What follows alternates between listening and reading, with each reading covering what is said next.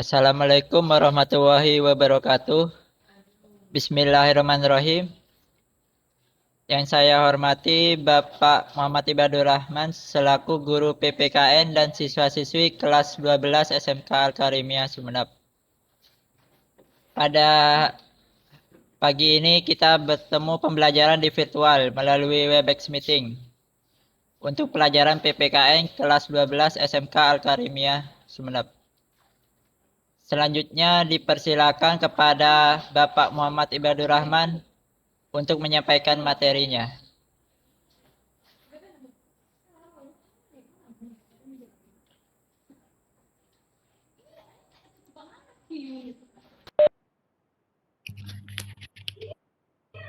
Bismillahirrahmanirrahim. Assalamualaikum warahmatullahi wabarakatuh.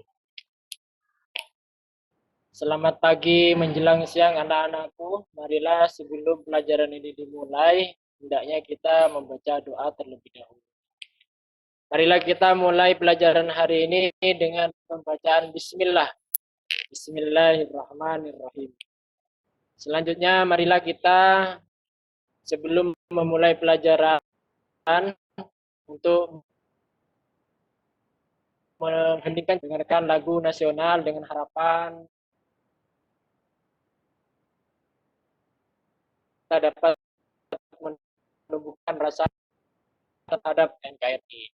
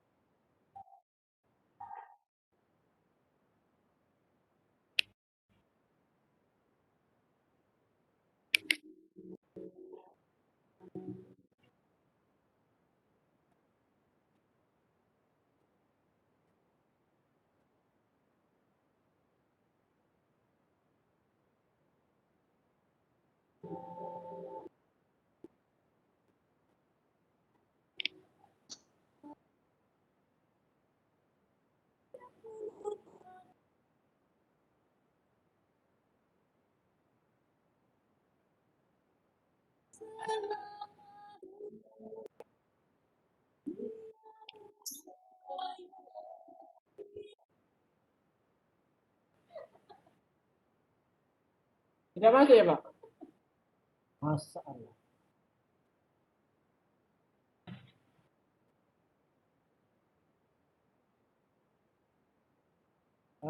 Tunggu untuk duduk dulu sebentar.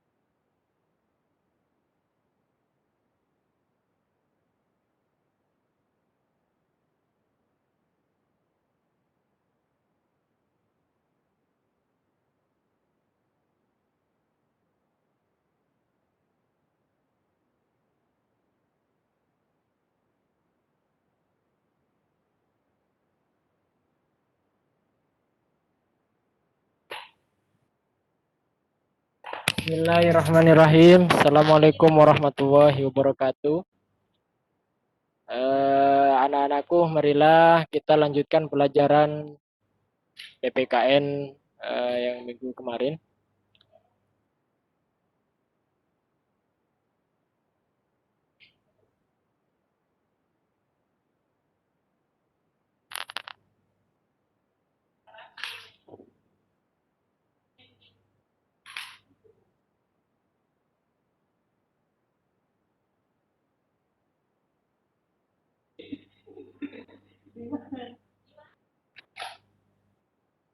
Boleh keluar dulu Pak David. Ini kok ada gangguan di sini.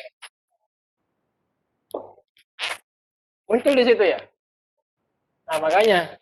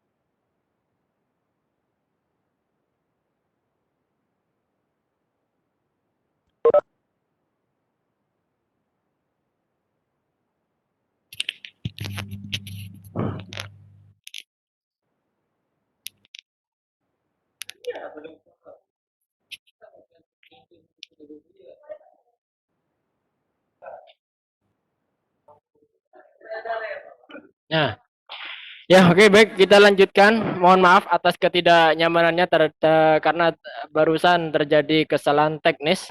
Ada beberapa kendala yang harus diperbaiki. Maka untuk anak-anak yang belum sempat bergabung hari ini bisa mengikuti pelajaran via YouTube, nanti akan diupload di YouTube. Untuk para guru-guru yang sudah bergabung di sini, ada Ibad Rahman, ada Bapak David, dan tentunya host tercinta kita SMK Al-Karimiyah. Dan saya sendiri atas nama guru PPKN akan menyampaikan beberapa materi lanjutan dari minggu kemarin. Di sini saya akan meng-share satu materi untuk siswa bisa melihatnya langsung di layar monitor.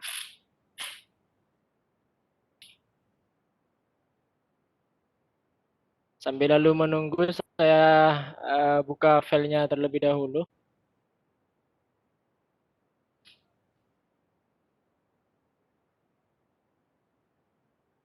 Oke. Pada minggu yang lalu, kita membahas tentang pengaruh kemajuan iptek terhadap NKRI. Di mana pengaruhnya ada yang positif dan ada yang negatif. Minggu lalu kita sudah bahas terlebih dahulu pengaruh positifnya seperti apa. Maka saya ulas sedikit. Pengaruh positifnya ada di bidang aspek politik, tercipta yang namanya keterbukaan untuk meminimalisir tindak perilaku praktek korupsi, kolusi, dan nepotisme. Kemudian di aspek ekonomi lebih mempermudah dan efisiensinya lebih cepat. Aspek sosial budaya juga semakin menunjang, misalnya meningkatkan etos kerja dengan cara melihat referensi-referensi etos kerja dari negara atau wilayah lainnya.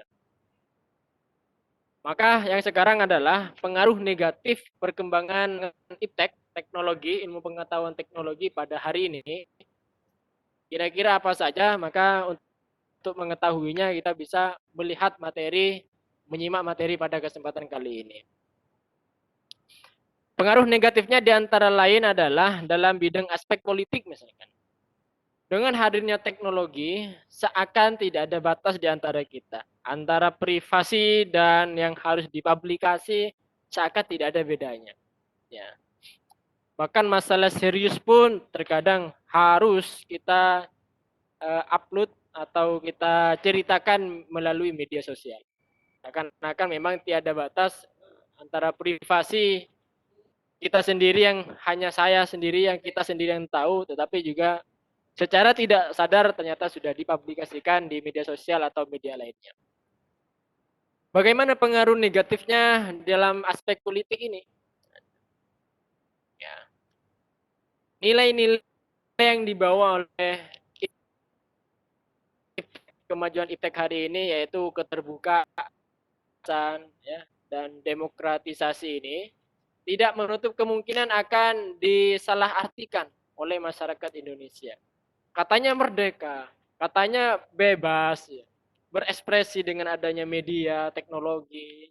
Tetapi nyatanya karena kurang pahamnya, kurang saling pengertiannya, salah arti atau salah paham, tidak dapat pemerintah kurang menangkap potensi berca ketidakrukunan ini, maka akan mengakibatkan kerusakan, ketidakstabilan politik di negara ini. Contoh lainnya misalkan pengaruh negatif lainnya adalah yaitu diwaspadai memang yang akhir-akhir ini sering muncul adalah gerakan-gerakan radikalisme dan terorisme.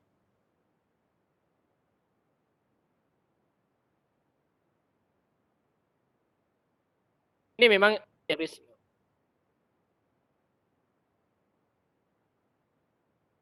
Pada umumnya dalam memanfaatkan teknologi. Misalkan dalam merakit senjata, ya, atau juga bermain di media-media teknologi, atau menjadi cyber, jadi cracker dan hacker seperti itu. Mereka pandai dan lihai memanfaatkan teknologi. Cuma sayangnya mereka menggunakan fasilitas ini, kecanggihan teknologi hari ini itu sesuatu hal yang kurang baik, yaitu mengancam keamanan suatu negara dan stabilitas negara tersebut menjadi terancam. Maka hari ini tidak baik.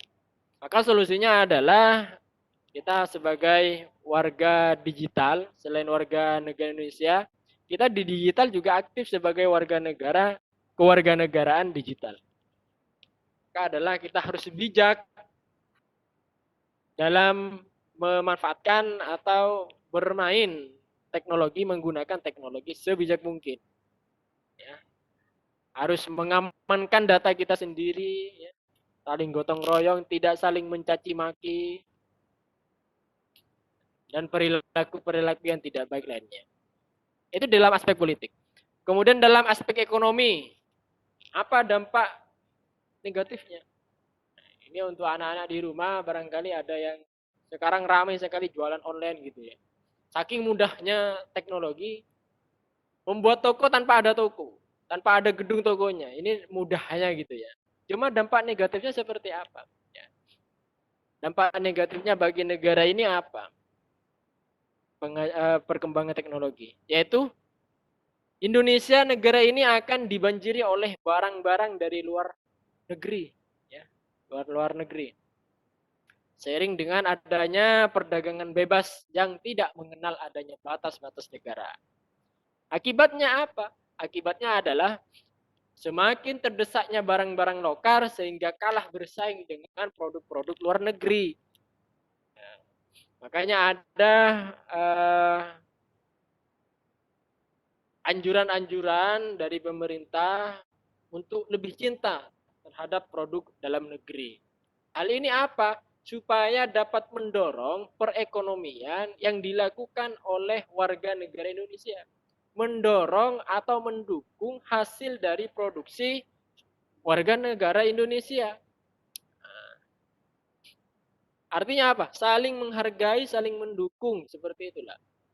Jika produk lokal sudah tidak kita hargai, tidak kita dukung, maka pasti akan kita terjajah, negara ini akan terjajah dengan masuknya barang asing terhadap negara ini. Maka sekali lagi untuk anak-anakku, ya, bagi kalian yang barangkali ada yang sudah mulai berjualan, ya, belajar bisnis mulai hari ini, ya, semoga sukses. Jangan lupa kita juga mendukung produk-produk lokal untuk juga dipasarkan, ya. Lebih cintailah produk dalam negeri, ya, karena produk dalam negeri hari ini sudah mulai membenahi produk-produknya. Tidak kalah bersaing dengan produk-produk luar. Ya. Jangan salah, ya. Produk dalam negeri juga banyak yang berkualitas. Hanya saja kita tidak tahu barang-barang mana saja yang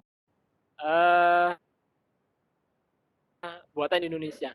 Karena saking kita mungkin kurang perhatiannya terhadap apa negara kita yang kita miliki. Oke, itu salah satu dampak negatifnya. Dampak yang kedua adalah cepat atau lambat perekonomian negara kita akan dikuasai oleh pihak asing. Yang pada akhirnya mereka dapat mendikte kita atau menekan pemerintah atau bangsa kita ini sehingga dapat menyebabkan kita terjajah secara ekonomi oleh negara investor. Karena jujur saja, ya, di negara ini kita juga butuh yang namanya investor untuk suatu proyek pembangunan misalkan. Baik dalam pembangunan ekonomi, pembangunan infrastruktur, kita butuh yang namanya investor. Tetapi dengan adanya media teknologi ini, perkembangan teknologi ini, cepat atau lambat negara kita kalau terus-terusan begini tidak ingin maju, ya, terutama untuk para pelajar dunia pendidikan, kalau hanya begini-begini saja tidak maju, tidak melek teknologi, maka bersiaplah untuk menghadapi perang ekonomi, dijajah ekonomi oleh negara investor. Dan yang ketiga, timbulnya kesenjangan sosial, ketimpangan, terjadi ketimpangan. Siapa yang banyak modal, ya, otomatis investor, salah satu investornya, atau produksi yang besar, memiliki brand yang besar, pasti mereka akan menguasai pasar ketimbang para pelaku usaha yang kecil. Mereka pasti akan sesuatu perusahaan yang besar atau produksi yang besar, mereka pasti akan memonopoli atau menguasai pasar. Sedangkan yang kalah akan menjadi penonton yang senantiasa tertindas, seperti itulah. Jadi siapa yang menang, siapa yang kalah gitu. Ini persaingannya sudah persaingan ekonomi. Maka dengan adanya persaingan ini akan timbul yang namanya kesenjangan sosial yang sangat tajam. Yang berakibat dari adanya persaingan bebas sehingga yang menang akan menguasai pasar, yang kalah hanya menjadi penonton. Kemudian juga ada pemerintah hanya sebagai regulator atau mengatur secara formal memberikan izin dan pengaturan ekonomi lainnya yang mekanismenya akan ditentukan oleh pasar. Tidak berdaya nanti pemerintah. Yang kelima yaitu sektor-sektor ekonomi rakyat yang diberikan subsidi semakin berkurang. Ini sudah mulai kita rasakan. Barang-barang subsidi mulai ditarik, barang-barang subsidi sudah mulai hampir ditiadakan. Nah, ini juga dampak dari maraknya perkembangan iptek ini. Koperasi makin sulit berkembang dan penyerapan tenaga kerja dengan pola padat karya makin ditinggalkan. Karena sekarang sudah zamannya eh, internet, apa-apa internet, teknologi, semuanya itu dibutuhkan pada hari ini. Nah, pesan saya untuk anak-anak di rumah untuk melek teknologi, untuk belajar tentang ilmu pengetahuan teknologi mulai hari ini. Yang sudah tahu, mari kita kembangkan. Yang belum tahu, mari kita belajar bersama. Untuk apa? Menyiapkan beberapa tahun ke depan ini, maka seperti yang pepatah, setiap masa ada penghuninya. Setiap nanti kalian akan sampai pada masanya mengelola suatu negara misalkan, menjadi salah satu pelaku sejarah di negara ini. Amin. Itu dalam aspek ekonomi. Kemudian dalam aspek sosial budaya misalkan, ini akan muncul gaya hidup konsumtif. Ini sampai ada prediksi di bangsa Indonesia bahwa penduduknya mereka adalah konsumtif. Lakolem lia, abulun minolo, tidak mau membuat produksi sendiri. Inilah. Lagi mereka mengkonsumsi dari barang-barang, kebanyakan dari barang-barang luar negeri. Artinya kurang memperhatikan produk dari dalam negeri. Oke. Ini sebenarnya nyambung dari yang di atas. Kemudian yang kedua adalah munculnya sifat hedonisme. Ini ya. Apa itu hedonisme? Yaitu kenikmatan pribadi dianggap sebagai suatu nilai hidup tertinggi. Hal ini membuat manusia suka memaksakan diri untuk mencapai kepuasan dan kenikmatan pribadinya tersebut. Meskipun harus melanggar norma-norma, ini sangat gila sekali. Hedon katanya. Seperti mabuk-mabukan, pergaulan bebas, berfoya-foya, dan kenikmatan-kenikmatan lainnya. Mereka menganggap perilaku-perilaku ini adalah sesuatu kenikmatan yang dalam hidupnya sudah nilainya tinggi sekali, padahal ini kurang baik. Maka untuk anak-anakku saya pesankan jangan sampai berfoya-foya, jangan sampai memiliki sifat yang hedonisme. Hindari hal ini supaya tidak merusak diri kita sendiri dan tidak merusak nama baik keluarga dan juga bangsa ini. Maka sebaiknya saya himbau untuk tidak melakukan atau memiliki sifat-sifat hedonisme. Kemudian yang ketiga, adanya sikap individualisme. Ini tidak baik ya, karena sejatinya manusia ini adalah sifatnya sosial, tidak boleh individu. Sejak lahir kita sudah hidup berdampingan, bersosial. Kita lahir dilahirkan oleh bidan, kita lahir di apa namanya salameti oleh kiai, dibacakan doa gitu ya, dibesarkan oleh orang tua dan tetangga. Kita mati juga dimandikan oleh orang, dikuburkan oleh orang, ya semuanya. Dari hidup kita mau hidup sampai mau mati tidak lepas dari yang namanya sosial, kehidupan bersosial. Tidak bisa kita hidup sendiri-sendiri. Maka mulai hari ini hiduplah berdampingan dengan baik, rukun, saling menghormati dan menghargai. Kemudian yang seterusnya, bisa mengakibatkan kesenjangan sosial yang semakin tajam antara yang kaya dan yang miskin. Yang kaya makin kaya, yang miskin semakin miskin. Inilah akibatnya. Maka kita harus saling berbagi, bergotong royong, saling mendukung usaha-usaha lokal, ya. Tidak mengkonsumtif lagi besar-besaran produk luar negeri. Maka kita harus beralih ke produk-produk dalam negeri selagi itu baik untuk kita konsumsi. Dan banyak lagi, kalian bisa melihatnya di layar monitor. Karena waktunya sudah hampir habis ya, kita lanjut saja. Dalam aspek hukum, apa dampak negatifnya?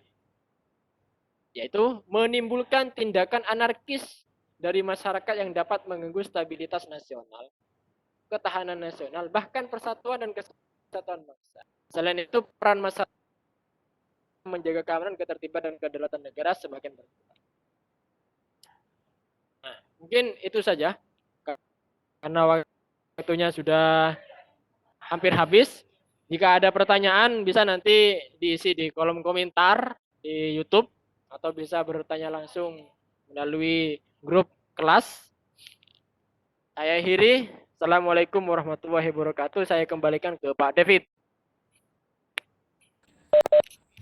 Terima kasih. Demikianlah siswa-siswi kelas 12 pembelajaran virtual Webex meeting pada pelajaran PPKN kelas 12 sudah berakhir. Marilah kita tutup dengan bacaan hamdalah. Terima kasih, saya akhiri. Assalamualaikum warahmatullahi wabarakatuh.